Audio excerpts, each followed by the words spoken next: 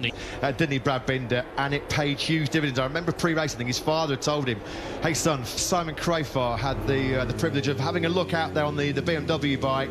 Otherwise you're going to end up wide or in the gravel, which I expect to see a few times this weekend. Here on a stock BMW 1000, but a little bit slow for seconds. Not high speed, you know, because you don't need the old six. It's a lot.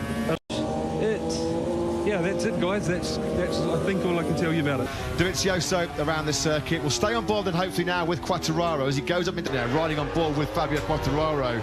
Just how sucking. Yeah, you can see how slow it is now, as Quartararo in fact was going a little too fast there into the chicane. Been hard braking, and usually in acceleration we are not that bad in any case, dry or wet. Mayo, thank you very much for your time. Last year, riding for KTM in 2023. This is, of course, a home Grand Prix. And I've also got to thank Livio for letting me persuade him to come out the back so we can hear him. So thanks. Pushing too much, he was not asking too much on the tires. He was managing very, very well. But suddenly it can happen. As I said before, it sure is not an easy season after what... Inline 4 machines have one more hard braking and hard acceleration is worth. You know, to enjoy again properly the bike. Livio, we can't see. But my feeling is racing at some point this year, but he said, I can't make any clear assessment of when that will be. I was expecting a certain Jay Miller to take that prize, but it's Marco Bezzecchi who's gone out on some slicks. Magnificent revitalised Red Bull Ring circuit. Now then, the pace is going to get pre-weekend as well. His good VR46 Academy buddy, Pekka Bagnaia, who shared the podium with best team. Brad Binder, as we kind of suspected, he has now gone for slicks.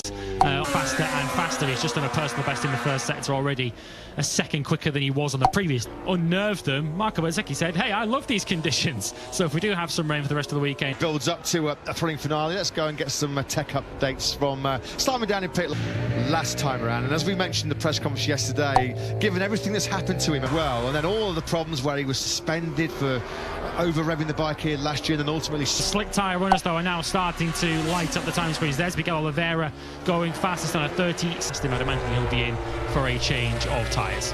Yeah, sketchy. Just a few days ago, yellow flags are out then in the top spot. He's the first man then to find a lap in the 135s this morning. The Tech 3 from there, as it's just on the slick tyre on a damp patch. It's just flipped him over the handlebars. Thankfully, no major damage. Down here that I don't normally feel in FP.1, and I can only think that it could end up which, you know, Q1, Q2. Because to third place, the Gresini Ducati. Just see Remy Gardner there running behind his fellow Aussie Jack Miller. So Remy Gardner is back out on Marquez. He's on a Gresini Ducati.